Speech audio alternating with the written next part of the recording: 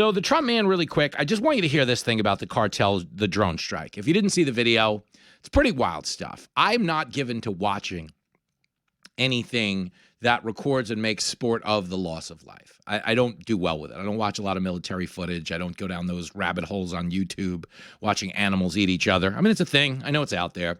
As a comedian, it's one of those things I'm not generally given to watching, if for no other reason than 9 times out of 10, if you're telling jokes about stuff like that, you're going to lose your job. So I kind of go, you know, the old Willie Sutton, why do you rob banks? Because that's where the money is. You know, why do you watch guys in Chuck E. Cheese costumes getting arrested? Because if you're a comedian, that's where the money is. So I'm always given to watching things a little bit goofier than drone strikes. But as a guy who has a kid, who, you know, has met a lot of this audience around the country at various stand-up gigs and Fox News events and know how much you care about your kids, the scourge of drugs, specifically the deadly ones like fentanyl and all those black market pills that have made its way across our border under Joe Biden, have left us all a hell of a whole lot less safer. You have no idea how to defend a nation. None. So when you see Trump sending the message to the cartels that we are going to treat you like narco-terrorists, and if we are tracking a shipment of drugs into this country, we're not going to arrest you. We're just going to kill you. Okay, some of you might not like that. Some that might be really harsh. Okay, but you know what you like a lot less? 300,000 fentanyl poisoning deaths. So if you're going to take this aggressive stance with people who only respect and understand force, if ever there was a justification to do so, it's when they were killing the children in this country by smuggling illegal narcotics across our border. And that's a statement Trump was going for last night at the White House. He announced the operation. Here it is, clip 1. When you come out and when you leave the room, you'll see that we just, over the last few minutes, literally shot out a boat, a drug-carrying boat, a lot of drugs in that boat. And you'll be seeing that and you'll be reading about that. It just happened moments ago. And we have a lot of drugs pouring into our country, coming in for a long time. And we just, these came out of Venezuela and coming out very heavily from Venezuela. A lot of things are coming out of Venezuela. A lot going out of Venezuela. And he's basically saying to Venezuela, go screw. You're not just going to ship drugs into the country and have us take it. You know, the same situation that's playing out in Chicago is the one that's playing out in international waters right now. It became standard operating procedure to tolerate a lot of crime, to tolerate a lot of unnecessary death, as maybe the cost of doing business. You're in a big country. J.B. Pritzker made a similar comment yesterday about Chicago. He was asked about the 58 shootings. And what did he say? He goes, well, you know, in big cities, there's going to be crime. Okay, but that's a real indifference. That's not a deterrent to criminals. It's no consolation to the families of victims. It's certainly not any type of assurance of safety. They had this presser yesterday where Brandon Johnson, with a straight face, got on TV and said Chicago's going to continue to have gun problems until the red states get their act together. But let me ask you a question. If Chicago keeps telling you that, we got the strictest gun laws, but the reason we have the highest crime is the neighboring states have the loose gun laws. Okay, so far so good. Let's assume that's accurate. Then how come the neighboring states with these gun laws don't have the crime problems and you do? I think he's got a point. Yeah, the point is Brandon Johnson is full of as is J.B. Pritzker. So you've got two things playing out in real time. You've got a new administration that's like, no, we don't have to just let everybody die. Okay, we don't have to let them get killed by drugs smuggled into our country. We don't have to let them get killed by crime in their indifferent cities that their Democratic leaders have no interest in cleaning up. Remember this. The Democrats don't want to solve problems. The Democrats want to run on problems. I agree with that. Okay, they straight up. They do not want to solve problems. They want to run on them. Okay, think about what happened after we elected our first black president. They told us that was the proof that we were all racist. They're like, wow, obviously nobody wants to agree with any of his political positions. I mean, look at the guy. What's so different about him than our other presidents that they don't want to work with the guy, you know? Democrats just call everyone racist so they go along with their stupid ideas. Totally, because you got to understand, okay, Barack Obama had a lot of really stupid ideas. Don't be thick, all right? Iran is the biggest state sponsor of terrorism in the world. He gave him $50 billion in cash. the media applauded this and said we were just racist because we couldn't make do with a black president being successful on the world stage. We're like, no. Those people want to blow us up. They chant death to America. They sponsor terror attacks against us and our allies in the region. Why we'd be giving them $50 billion in exchange for a promise that they're not going to enrich uranium seems a little crazy to us. Lo and behold, they continued to enrich uranium. Okay, and we're on the verge of a nuke before we had to strike them, which means Obama and the $50 billion was just a flat-out bad idea. I don't see you doing any better in the booty department. But at the time, they were like, no, you're racist. That's why you're mad at him. Okay, Obamacare. They're like, oh, you're racist. The black guy passed health care. You don't like the black guy health care. I'm like, no. My premium went up 300%. It's not the color black that bothers me. It's the color green that's now flying out the window. My wife had to get her appendix out when I was a cab driver, and it was cheaper to drop our health insurance and pay out of pocket than it was to meet the deductible and the copay and pay the extra $3,500 we didn't have. So we were one of those people that had healthcare under Obama that was driven up to the moon, which I've always said if the Republicans wanted to target this successfully, they never should have called it Obamacare. They should have called it the Affordable Care Act. Because Obamacare is just like, oh, Obama passed it. They don't like Obama. Let's get rid of it. No. That doesn't draw attention to the real problem. The Affordable Care Act made care a lot less affordable for the vast majority of people. Bingo. Okay, that was the bigger issue. But again, Democrats used the election of Obama as some type of proof that we were all racist. We're like, wait a minute, we can't make the problem go away. We make money off this. What are you, nuts? And that's what they're doing now. Okay, they don't want to solve this problem. Like they told you in the summer of 2020, Black Lives Matter. They told us we were justified with all the destruction we saw out there in their streets because we had been too indifferent for too long as a society.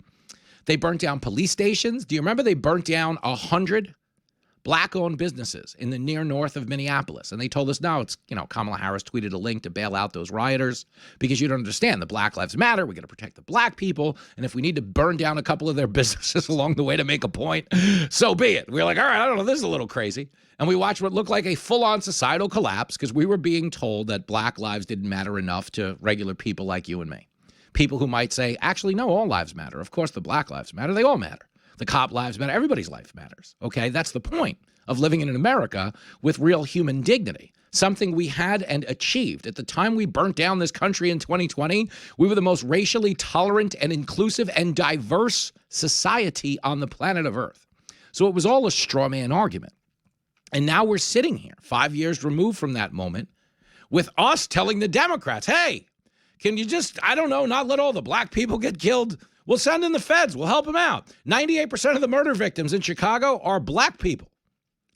And we're getting called racist for wanting to lower the crime rate in Chicago. Well, that's the dumbest thing I ever heard of. We're also being told there's no crime rate to lower. Here is J.B. Pritzker. This is clip 9. Just during the last week, I've been in neighborhoods across Chicago, from Bronzeville to South Shore to Chatham to Little Village. The president's absurd characterizations do not match what is happening on the ground here. He has no idea what he's talking about. There is no emergency that warrants deployment of troops. Oh, J.B. Pritzker. Put that cookie down now! 58 people have been shot. By the way, Governor of D.C., she told us the same thing. It was an authoritarian crackdown.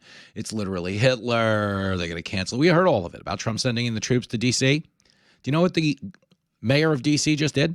She just signed an executive order extending the federal troop stay in her city. Think about that. Okay, so it went from this is racist, this is authoritarian, this is bad, to, well, actually, it turns out the locals really like it. People like walking outside without not worried about getting carjacked or shot at. They like taking their kids to the park without having to take a head count every 3 minutes because one of them might have got abducted. Okay, it's bad.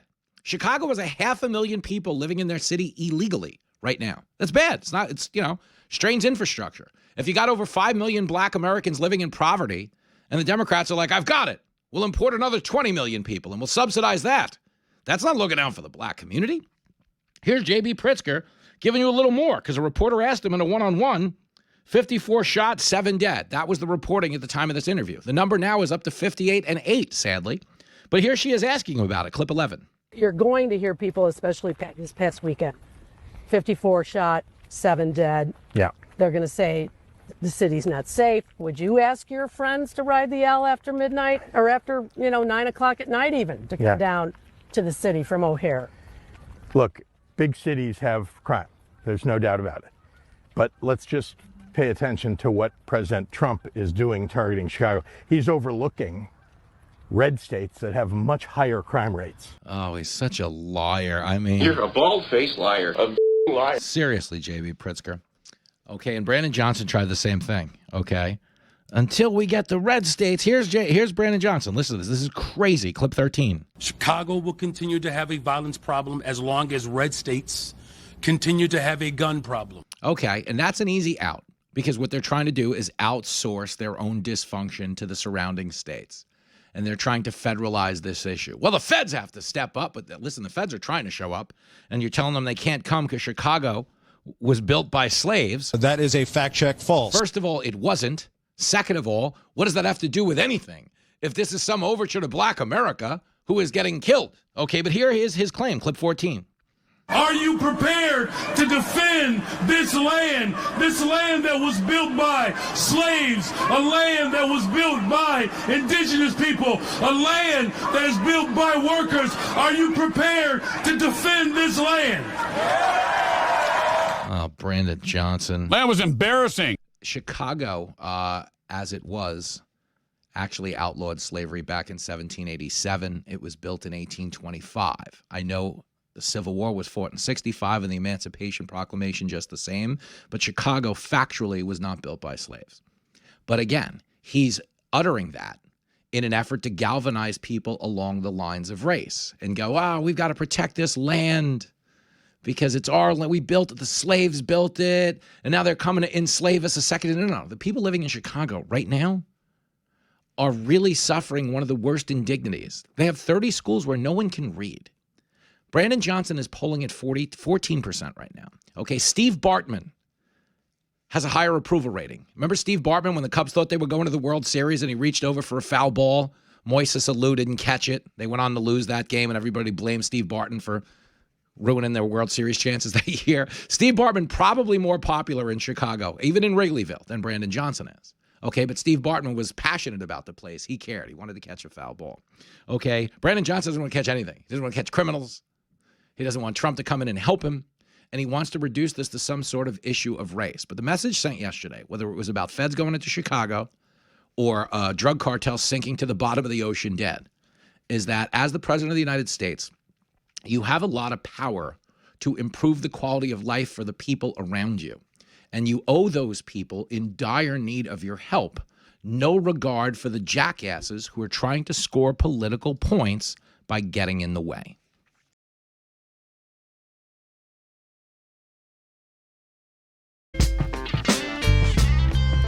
This radio show, it's like Coolio's trunk. If you remember the Fantastic Voyage video, Coolio opens up his trunk and like 600 people come out. You know some, you don't know others. Well, I'm sitting here waiting for Kennedy. I'm getting text from the Blarney Stone. They woke her up. She's on the stool. She won't leave yet. She says she still has two. Stool. I was on the sidewalk. She says she still has 2 songs in the jukebox. She's not coming. I paid $4 a quarter, so. Oh, yeah. So my door swings open. I think it's Kennedy. It's Greg Stocker, the program director at WPHT. It's Drew Anderson from Odyssey. Kind of a big deal. Fred Bennett's in the house. Me and Fred go back about 3 minutes, maybe 4 minutes. Dare I say 4 minutes? Solid 4 minutes, though. Solid 4. Reminds me of my prom night. Hey, there it is. Bang.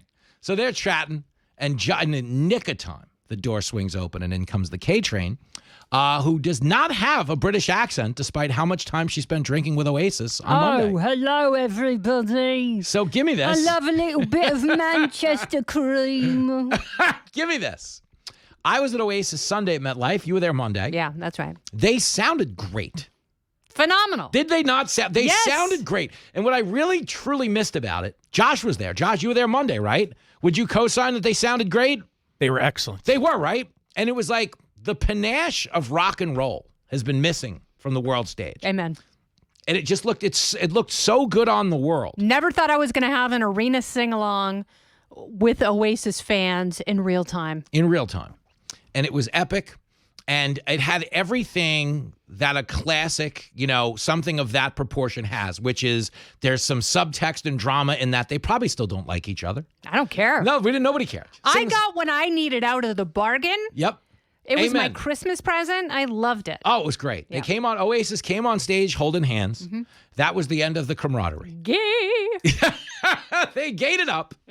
And that's fine. We support that. But away they went and sang their little hearts out. They did. It was wonderful. It was so good. And it was about 3 hours worth. And I was also like, probably if there was any area I was let down for real, I was telling Brenberg, I thought it was going to be a bunch of like pasty, sloppy British soccer hooligans. It's actually a pretty young, good-looking crowd. Yeah, there were a surprising number of Gen Zers there. Yes.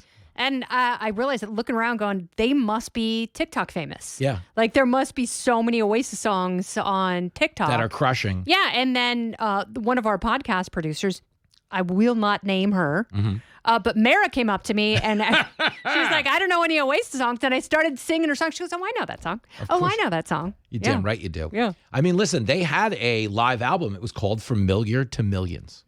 Because they have that many songs. And you don't realize there were 2 hours worth of just jams. Fantastic. They sounded so good. So it was exciting. And we went Sunday, first night of the tour. Tell me this is funny. We were in the parking lot. I had Brenberg with me. And I have my 2 neighbors that work on the Howard Stern show. Yeah. So they got a little free time this week because Howard's didn't show up. Howard's sending the punt team. Triumphant return.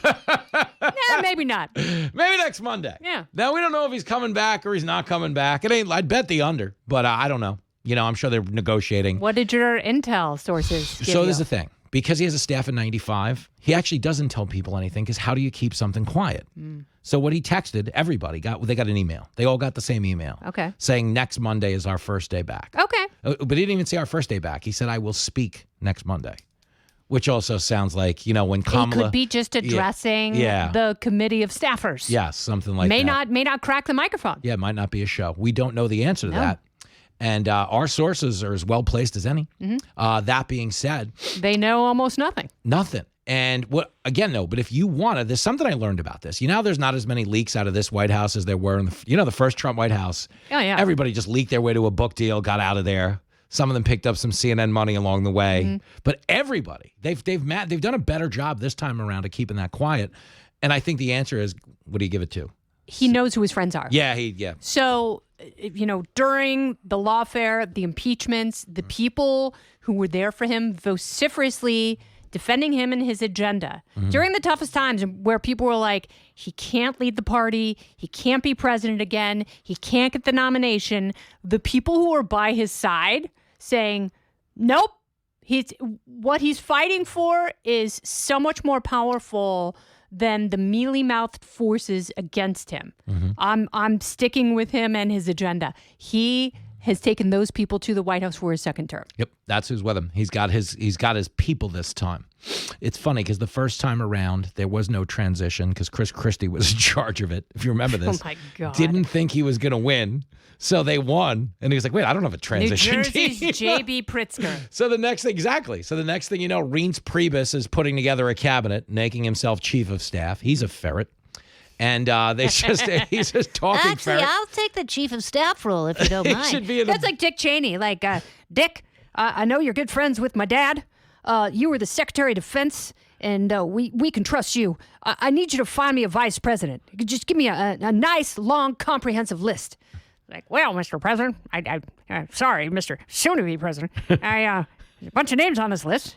People you know, people you love, and I'm at the top of it. How the hell did that What did you happen? know? Yeah. What did you know? What a coincidence. Would you like to talk it over on a hunting trip? He's like, no, Dick, that's fine. You got the job. Yeah, you go ahead. We're not going to hunt. It's No okay. plan. Don't worry about it. Kennedy's in studio. But that's what happened. He got his people. Reince Priebus, yeah.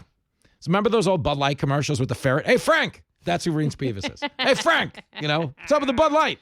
So he does. He has his people. But I don't doubt that even on the Stern side, that's how they're keeping things quiet, is if you just don't tell anybody anything except your actual people, you might get away with it. But if the end is near, that's why I don't necessarily know Howard's getting fired either. Because I think if you're at the tippy top of that gravy train and there's probably more value in letting it out and moving on. I don't know.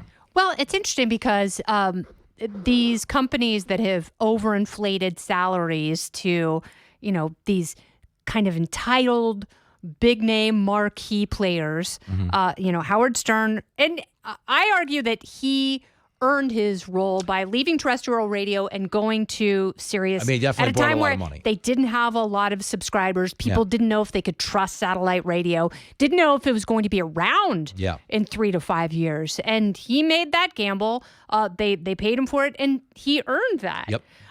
But, then you have people like Harry and Meghan at Netflix who offered almost nothing and delivered even less. Less than they offered. So, when the time came up for them to renew, Netflix is like, here's a tiny, tiny deal. It is minuscule compared to what you got. There were reports that they got $100 million the first time around, and they took it. Yeah. Because in order to save face and to have something. And Howard, I think, SiriusXM looks at what Netflix did with Harry and Meghan. They're like, well, if we gamble and he doesn't come back, we've had a good run. Yeah. And we've gotten what we needed from him. He only works a couple days a week. He takes summers off. It's not ideal for us. There's so much programming we can't do because, that money is committed to someone who has hamstrung us at this point. So they're going to offer him a little teeny tiny bit of money, and I doubt he'll take it. Yeah, maybe that could be the end. Then it makes its way over to YouTube, or maybe he just calls it a day.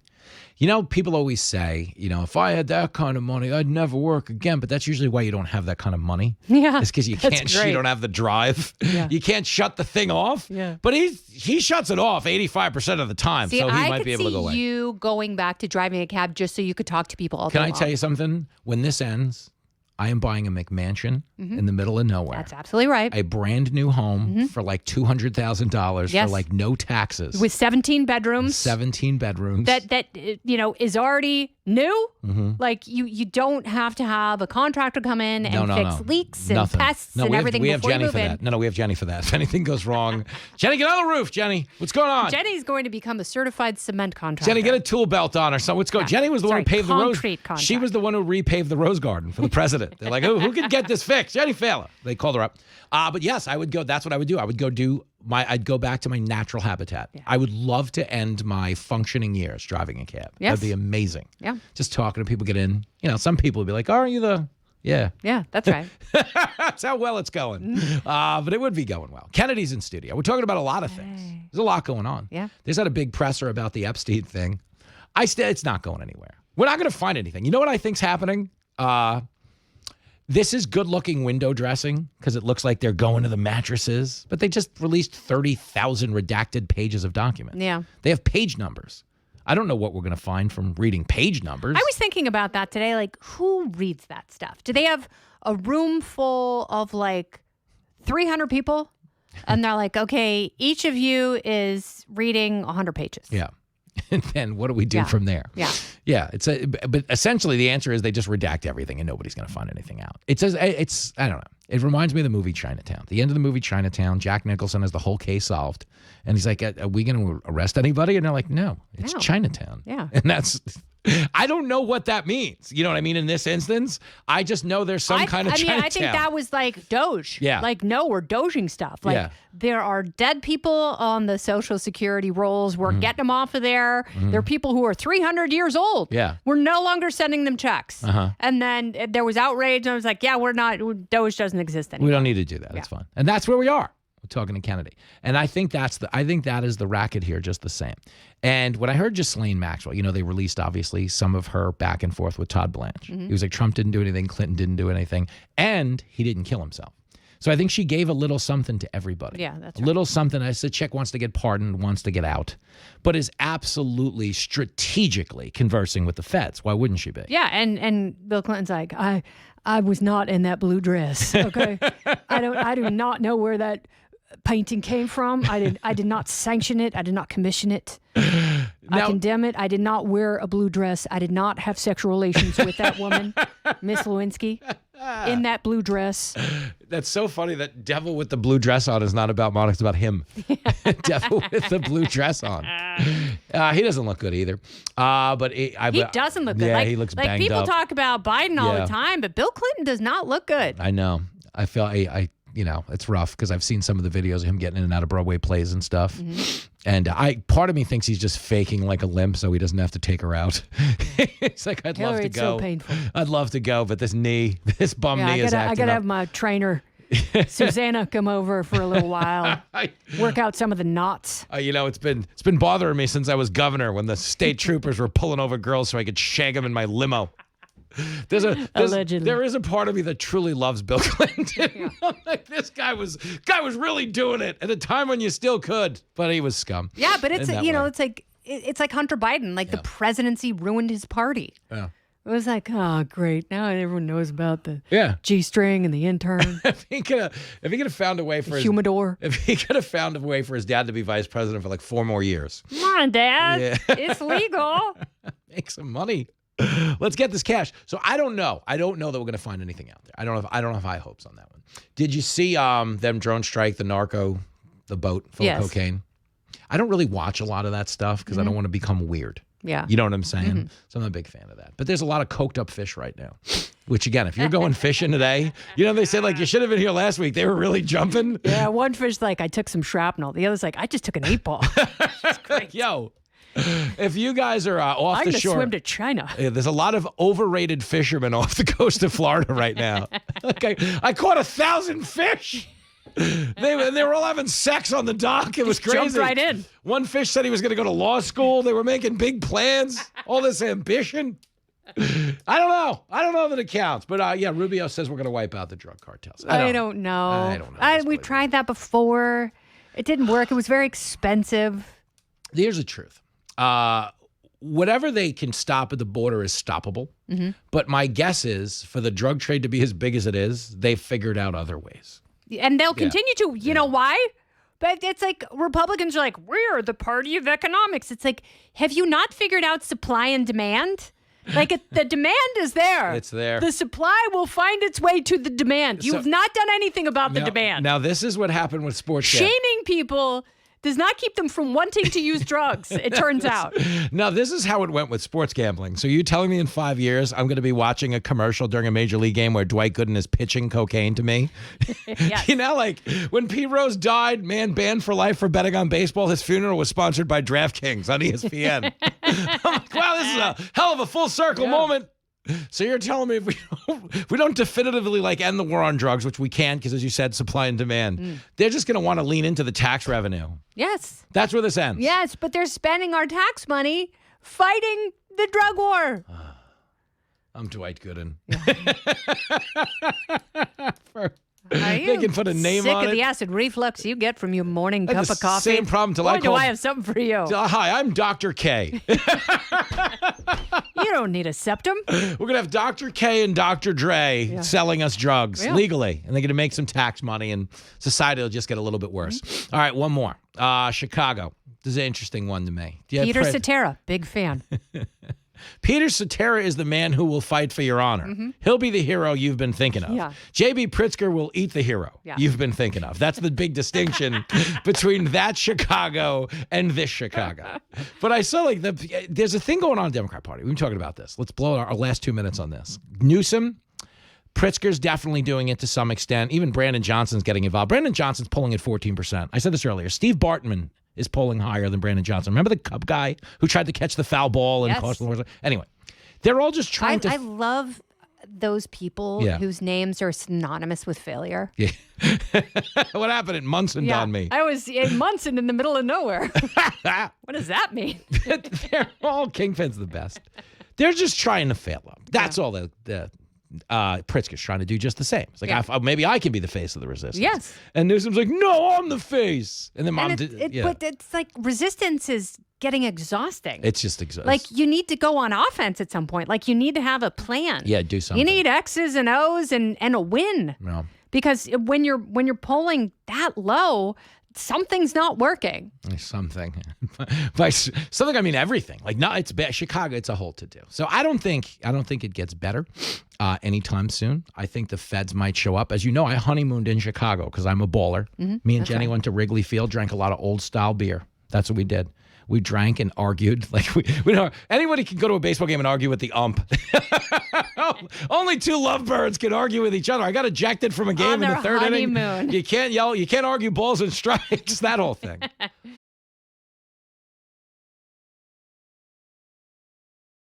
One thing they don't tell you about our next guest, famous the world over, a star of stage and screen. She will not come on the radio unless you play Metallica. I'm as miffed as you are. It's in the rider. Mary Katharine Ham is here to confirm or deny those allegations. Hey, girl. Hey, I have very specific standards. What can I say? I didn't see you for Metallica, though. I thought it might be some hard-charging Motley Crue. I didn't know, but here we are. I have a lot of range, Jimmy. Yeah, a lot of range. Yes, you do. I've drank with you. I'm aware. Do you know, by the way, since this just threw me down a tangent, Motley Crue had a lead singer named Vince Neil. Yes. But our mutual friend Kennedy she had showed me a video because he has put on a couple of pounds over the years. Okay. Like he actually needs them to kickstart his heart at this point. Right. It's a bad situation. But they now refer to him as Vince Meal, which I think is funny. I can laugh. I could laugh. Mary Katharine Ham, I could laugh at that. If I wasn't hosting this show, I'd be a before model in an Ozempic ad. Go for it. Yeah, Go for it. You can laugh at it. And I have already prefaced the audience with the fact that this is a clash of the titans because you appear regularly on Special Report. This show's more like Special Ed. So again, a lot of range. There's a lot going. That's the nice thing about you. But this is where I wanted to start. Of all the things going on in the news today, have you ever met Jen Psaki? Yes. We, in fact, have worked together in the past, guest hosting a radio show together circa like 2017. Oh, I did not know this. Okay, so hold on. I got to run this by you then. Okay, because I was watching her lean into the Trump death hoax thing. Yeah. And it occurred to me as being like, when they say someone is extra, but when it comes to like kind of partisan propaganda, that's leaning into that seemed extra to me. Is that fair? I think that's fair. Yes. Okay. So far, so good. Yeah. So my only back and forth with Jen Psaki is 2 years ago, before the White House Correspondents' Dinner, we were at a party together. Okay. So let's say it was 3 years ago because she was still the press secretary. She was actually really friendly at the party. It was myself and our pal Emily Campagno. We had a beer. We took a picture. It was kind of goofy. The next night, I saw her at the dinner itself when the cameras were on, and she gave me a look that only Nicole has seen from OJ. Okay, this was not a friendly look with the cameras on. And I was like, oh, I get it. This is kind of pro wrestling. You know what I'm saying? Buddies in the locker room, but when the cameras come on, it's a whole thing. So is my read on her accurate to the best of your knowledge, or would you rather not say? Yeah, so in my experience, first of all, my experience with Jen Psaki is like 3 eras of Jen Psaki ago. Fair. But when we were both at CNN, I found her fine to work with. Like we disagreed on air, but it wasn't crazy. It wasn't weird. And I found her to be the first version that you encountered most of the time when I was working with her. Now, if I ran into her now, who knows? Get out of here. I actually am. I'm sort of surprised by, look, when you're the press secretary, you do what you got to do, right? Like that's like kind of the gig. But as a primetime host, she doesn't have to talk about the death thing. Like it's a weird road to go down. I don't know why you want to become that person. I guess there's danger for that in all of us in politics because everybody loses their mind eventually. But this one seems particularly unprofessional and gross. Yeah, I agree. We're talking to Mary Katharine Ham over the Zoom. It's not safe to have her in studio. It's a lie. It's a lie. But we don't have that kind of insurance. This is like, come on, man. I kid. But yes, that was my same takeaway. And when I saw her leaning in, because she was like, we'll never know. I'm like, yeah, we will. Like, I think we'll know. It's like, but this is what I wonder. Because there were, several outlets who kind of leaned into this a little bit. Is there this exercise in image rehabilitation in that certain concerned factions of the media want to now look like they're doing their due diligence when we have an elderly president, if only because it's pretty well widely regarded fact that they didn't the last time around? Do you think that's part of the motivation? Not that they legitimately thought he was dead or they were trying to muckrake and spread the conspiracy so much as they were just trying to look like they were doing the due diligence? I don't think they care. I mean, a lot of good it does us for you guys to turn on the investigative burners now after we've had Weekend at Bernie's for 4 years. No, this is selective application of journalistic curiosity, Mhm. right? And they know that a lot of their audience was spending Labor Day weekend down this rabbit hole trying to figure out ways in which the president could be deceased. I don't know, by the way, I don't know how game that out for me, how that works out for them with President Vance, but whatever. They knew they were down that rabbit hole. I don't think they have any interest in having corrected their behavior from the Biden era or doing better in the future. I think they have an interest in mostly their partisan ends, and that means like pretending that Donald Trump, who gave a 3-hour presser / cabinet meeting 2 days before he was golfing for 2 days over a holiday weekend, that guy's on death's door. Like, that's what they're invested in. And it's stupid, and it was stupid for them to ignore Biden. Look, I think we should talk openly about Trump's health. He's an older guy. He's probably being treated for routine maladies of older folks. He also works 27 hours a day. So, like, the guy's on the roof of the White House, like it's undercover boss. Yeah. Checking out the shingles or something like that. He's doing like 3 construction projects and Ukraine, Russia, and, you know. He just had a flyover for the Polish president out front. He's a gadget guy. You know what I mean? Like, I don't hang out with Trump. But like, if Trump lived in the suburbs, you know those houses you go over where you're going to see the new TV and something they did to the fish tank before you even have a beer? Yes. Yeah, that is definitely Trump. I'm actually medium surprised that in the Oval Office there's not like a doorway that opens up to reveal the Resolute desk. Like, it's coming. Like a reality show. That would be cool. I've been reliably informed that he's a regular listener, so if anybody around the country sees a fish tank or a new door in the Oval, you can thank Mary Katharine. Oh, do you know what I think they could improve over there? And he actually would be very interested in this. At the cabinet meetings, which I think are fantastic because I like that radical, open, like just let everybody go and we get to see what's happening live, which we never got in the last administration. The lighting's not good in that room. That's a good point. That's a good, TV people, my TV staff, which I resent this twofold because they lose it. They're like, look at the lighting. You can't see anybody's face. They get mad. It's all shadowy. Yeah. It's like, and Trump is great at TV and normally everything looks mwah, but that particular room needs more lights. Amen. Mary Katharine Ham's on the line, not just a star, also a director. Stage manager. I have aspirations. Stage manager to the stars, Mary Katharine Ham. Do you know the last time I saw you in person? This is a good story. We were at Kennedy's with the great Guy Benson. Mm-hmm. It ended. This is my actual last civilian cab ride. Me and Guy Benson had to take a cab back to Fox.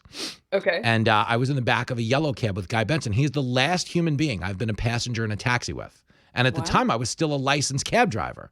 So do you think to some extent there's like Guy Benson and his own prosperity rubbed off on me and was the difference maker? Or do you think it was the naked pictures of the high-level executives that I possess?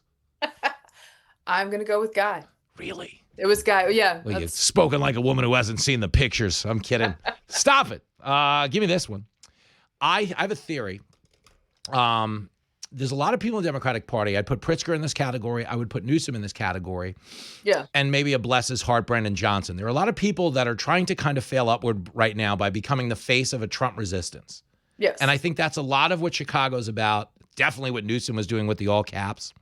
Do you think that's a strategy here? And that's why there's like this, they're kind of human shielding the idea of the guard coming in and lowering crime potentially? Yeah, so unfortunately for people who need the Democratic Party to be semi-functional, they do like to award people who are failing. Yeah. Like that's what they do. And so I'm not sure how I don't think they know how to get out of that loop. Mm-hmm. They're just like, oh, Newsom has a D next to his name, therefore good. Yeah. California, liberal, therefore good. But their elites don't get past that ever to realize that they're not delivering a product that works. I will give Governor Wes Moore of Maryland some credit because he stumbled on this one when he said Democrats do not have a messaging problem, they have a results problem. Yeah. Now, I would also point out that Wes Moore, who had a bridge destroyed by a giant ship in his state in 2024, it took 15 months to start demo on the broken bridge, not rebuild a bridge. Yeah. So I would suggest that he's part of the results problem,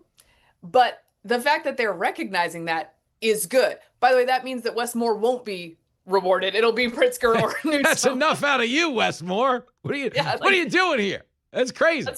Pretend we're great. That's what we're doing. That's all we need. Give me this, Mary Katharine Ham. Has Muriel Bowser found Jesus late in the service and that she's inviting the guard to stick around? Or is she still trying to kind of straddle that line and really not credit the Trump initiative with helping the city? Like, where is she in this? I think this is what happened with that. She was very open at the beginning. You remember her messaging at the beginning. She was like, look, we do have a problem that we're working on. We're trying to get ourselves in a better situation. We welcome some help here and there, like maybe some negotiation about who goes where and what kind of jobs they do. Then in the middle, she was like, this is authoritarian. I think the national conversation got to her when she said this is authoritarian. And then a couple weeks later, a bunch of constituents who are actually having their lives improved called her and were like, no, this is working. And she was like, oh, maybe I should stick with this. I think that's what happened. I think that is the actual accurate timeline because you have to play, in radio, when you're playing the sound bites every day, we've watched this progression and we got to an executive order yesterday and I was like, wait, where is the this is what Hitler did lady? Yeah. And apparently the this is what Hitler did lady went to brunch and her friends were like, I didn't get chased once on the way here. Well, that's the thing, right? Is like, look, do I have some, not so much in DC as in other cities, but like, do we want to observe the constitutional restrictions for what the federal government can do in these areas and do that properly? Yes. Fair. But for normal people who aren't walking through all of that, they're like, I don't know, 0 murders seems better than 4 a week. Yeah. That's it. It's such a simple metric. So I had this argument in my yard last week because my buddy's like, so what do we do now? You just come out of the train and you're just going to see a soldier the rest of your life?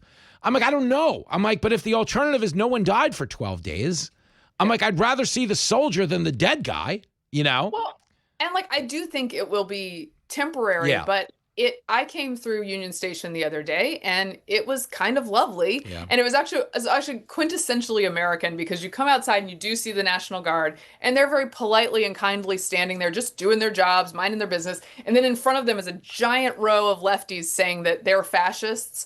And I'm like, well, they're not fascisting very well because you guys are just standing out here yelling. And now the only annoying thing about going in and out of Union Station is the people yelling about the fascism. It's not the crime. It's not the overdoses. It's not the, watch your step where you, for human feces and all that stuff. Yeah.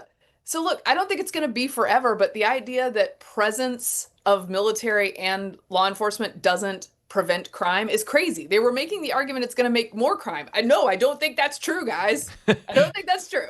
Amen. I don't know who these people are that they always say like, oh, it inflames tensions if you send the guard in. Like I behave pretty well when the military show. Who are these people? All right. Well, and also then they're mad when the guard is out picking up trash because they're like, oh, look, this is useless. Yeah. Oh, did you want them inflaming tensions? Because I think this seems okay. Just start yanking people out of cars. All right. As someone who does commute, spend a lot of time between New York and D.C., and you know these stations well, settle a beef with myself and the Transportation Secretary, Sean Duffy.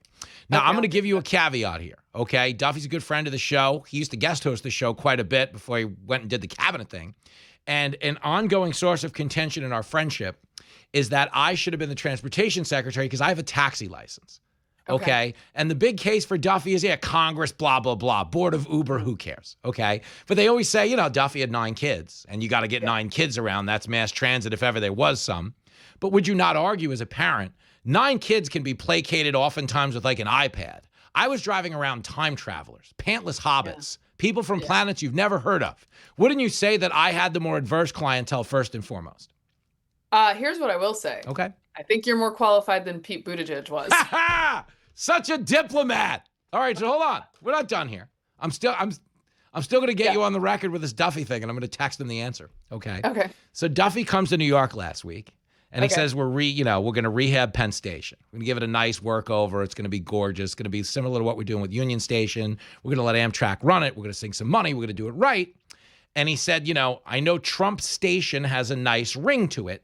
But that's a conversation we can have down the road when we get this done. But he has floated the idea of naming it after Trump. So far, so good. But as someone who has commuted in and out of Penn Station, which you have, correct, quite frequently, as we all know. Yes. Okay. Isn't it, if you consider the amount of drugs and prostitution on the 7th Avenue side of Penn Station alone, should it not be named after Hunter Biden? This is yet another train station named after a Biden, but a fitting tribute. Thank you. I think it lines up. I guess if you clean it up, it goes Trump. That's all. I don't have an answer. But this is the kind of hard-hitting journalism you signed up for, Mary Katharine It's Ham. important stuff. It is. This No. important stuff. You have successfully opiated the masses with your wit and wisdom yet again. I try my best. No, for real. Thank you for this. There was a 700-point IQ gap in this conversation, and it was only evident like 3 times in 12 minutes. So hey, I can play down. I can play down. That's I can enough. play up. That's enough. I'll play you one more for the road. Get her out. Get her out of here. I'll see you soon. Thanks. You're the best. Bye, guys. Thank you. There it is. The great Mary Katharine Ham. You know you love her.